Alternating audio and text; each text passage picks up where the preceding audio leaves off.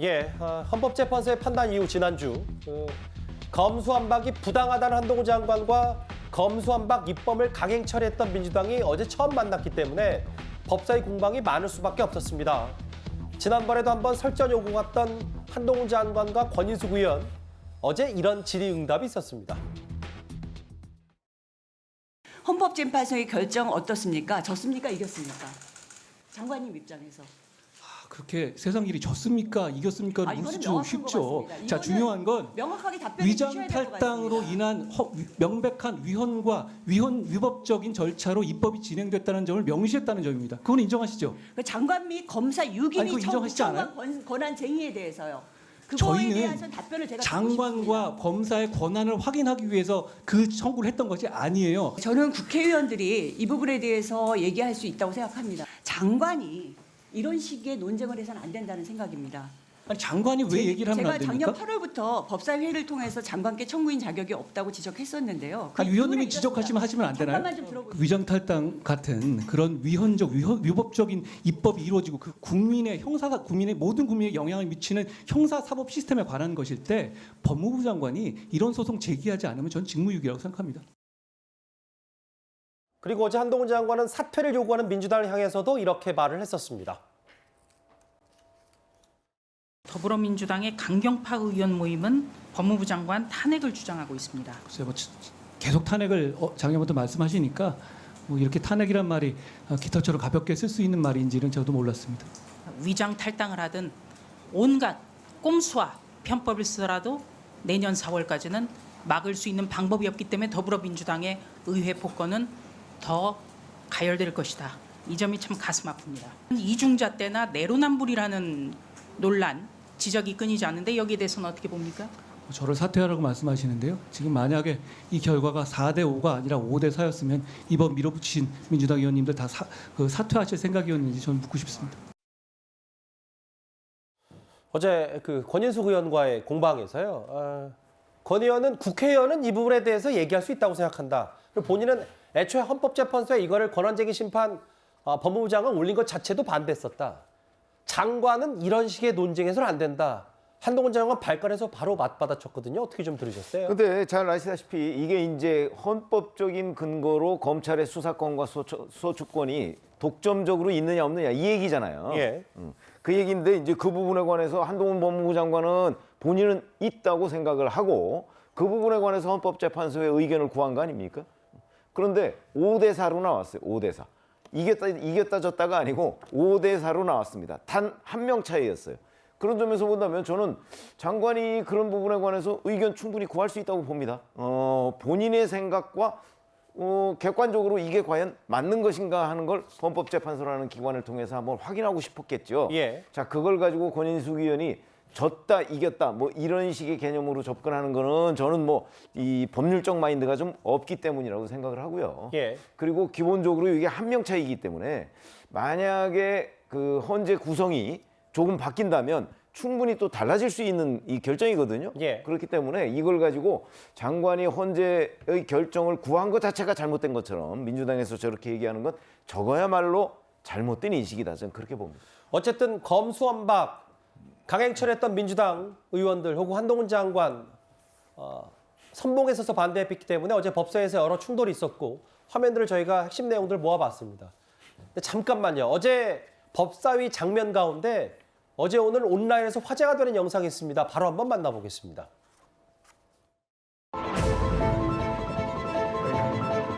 정부가 알고도 인사를 밀어붙이는 거라면 하루도 안 돼서 그거를 철회할 리가 없죠. 알고 있었는데 그냥 모르고 구렁이 담 넘어갈 수 있을 거라 생각하다가 들키니까. 아니, 그제서야 위원님 철회한 거 말씀도 아닙니까? 이걸 제가 알았다면 그냥 넘어가지 않았을 겁니다. 생각합니다. 알겠습니다. 그런데 자,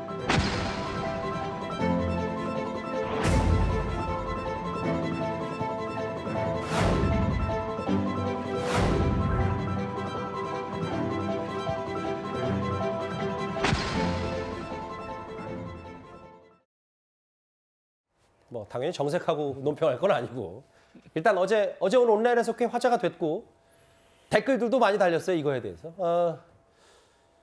내용은 정순신 변호사 검증 문제를 얘기하다가 화면을 보시는 것처럼 김은기 의원이 연필을 준 오른손을 살짝 떨었는데, 근데 이걸 두고 뭐 여러 가지 해석들이 나오는데 그냥 뭐 단순히 받아들였을 땐 네. 그만큼 어제 법사위가 치열했다 이렇게 보면 받아들이면 되겠습니다. 그렇게 볼 수 있는 것 같고 또 이제 피곤하면 그럴 수도 있어요. 나이가 들면. 그러니까 전체적으로.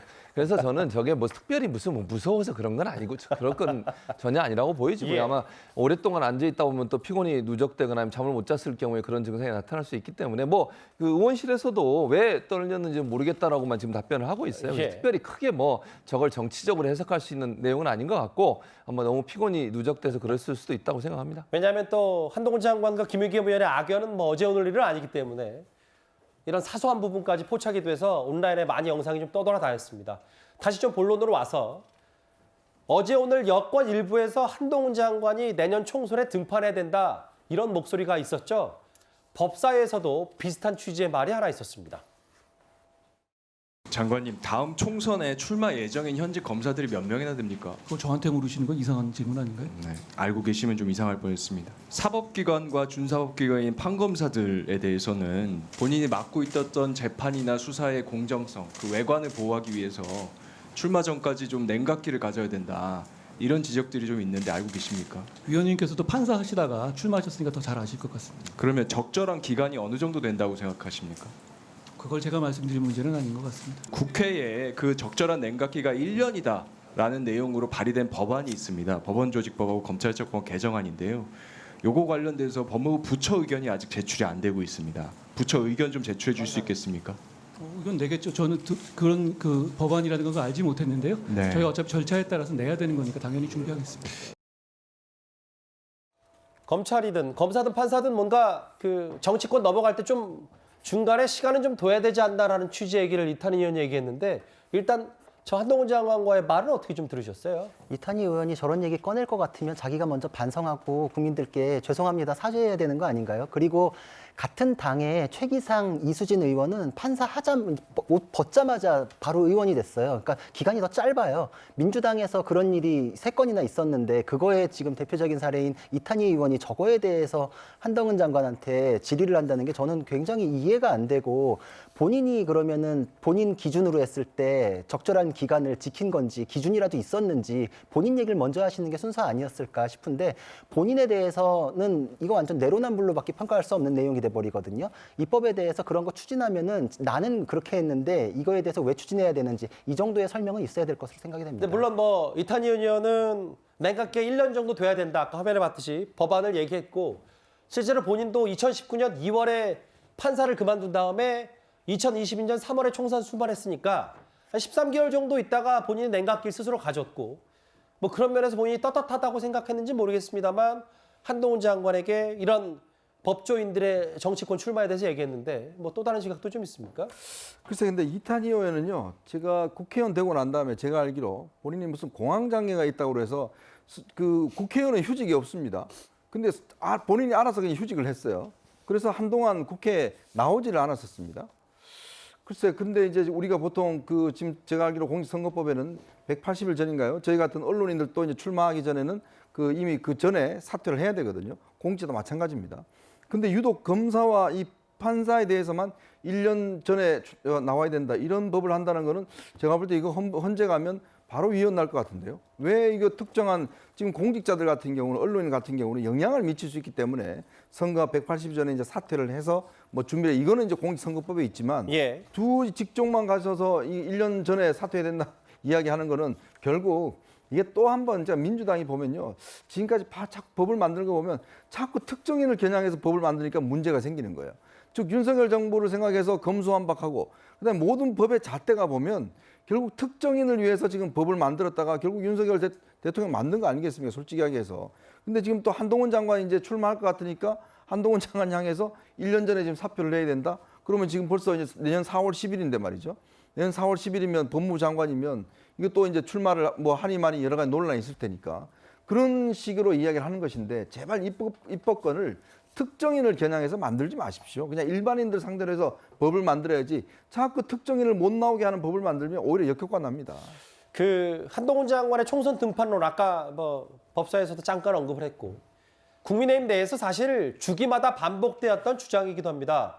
그런데 어제 저희가 잠시 소개해드렸던 여의도 연구원장 박수영 의원의 한동훈 장관 차출설에 대해서 당내에서도 한 발 물러섰습니다. 한동훈 장관 경우는 좀 등판했으면 좋겠다. 왜냐? 한 장관이 73년생입니다. 예. 좀 X세대의 선두주자라고 볼 수 있는데 이분이 또 서울 출신이거든요. 예. 영호남이라고는 지역 갈등까지도 전부 없애버리고 586 세대를 좀 퇴장시키는 이런 역할을 해줬으면 좋겠다는 게 제 개인적인 바람입니다. 가능하죠. 총선 출마 제가 대통령이라면 예. 저는 안 시키겠습니다. 한동훈 장관이 그 보여주는 역량은 통상의 장관의 보여주는 역량과는 조금 다른 면이 있습니다. 일종의 팬덤이 형성될 정도로 정부 정책을 국민들에게 설득하고 이끌어가는 데는 굉장히 일종의 스피커도 필요한 부분이 있습니다. 언론에서 장관 차출론이 또다시 나오고 있는데 지금 보시다시피 제가 법무부 장관으로서 할 일이 굉장히 많고요. 저와 무관한 일이고 저는 법무부 장관으로 최선을 다하겠다는 말씀드립니다. 물론 뭐 당내 사람들 생각이 다 다를 수 있지만 다만 어제 여의도 연구원장의 이 발언과 오늘 수석 대변인의 이 발언 온도차가 있다. 어떤 의미로 받아들일까요? 그러니까 어제 여의도 연구원장이 얘기한 거를 오늘 수석 대변인이 약간 수습하는 느낌으로 지금 얘기한 것으로 보여요. 예. 그 얘기는 왜냐하면 한동훈 법무부 장관의 총선 차출론이 현실화되려면 개각이 있어야 됩니다. 저거는 윤석열 대통령의 인사권하고 관련된 문제잖아요. 그리고 총선이 1년 정도밖에 남지 않았기 때문에 언제쯤 개각해서 총선에 출마하고자 하는 사람 또는 그 대통령실 개편 뭐 이런 것도 있을 수 있습니다. 대통령실에서 지금 총선에 출마하려고 하는 비서관들이 꽤 있잖아요. 예. 그러면 이것과 전체적인 여권이 어떤 그림을 가져가느냐는 거하고 매우 밀접한 관련이 있기 때문에 그걸 최종적으로 결정할 수 있는 사람은 아마 윤 대통령일 가능성이 대단히 높아요. 그러니까 박수영 원장이 지금 어찌 보면 윤 대통령이 인사권을 제약하는 듯한 저런 발언을 한 것이 아무리 개인 생각이라고 그래도 저는 적절하지 않다고 생각하거든요. 아마 그래서 그 대통령실이나 이런 데서 약간의 의견 개진이 있었고 그거를 아마 지금 수석 대변인이 바로잡는 형식의 저런 발언을 한 것이 아닌가. 그러나 기본적으로 그 한동훈 장관이 만약 내년 총선에 출마한다면 어느 시점에는 본인이 뭐 대통령의 그 허락을 얻어서 뭔가 하여튼 뭐 사의를 표명한다든가 뭐 이런 절차가 있어야 되겠죠. 예. 알겠습니다. 뭐 좀 기류가 어제 오늘 많이 좀 달랐어요.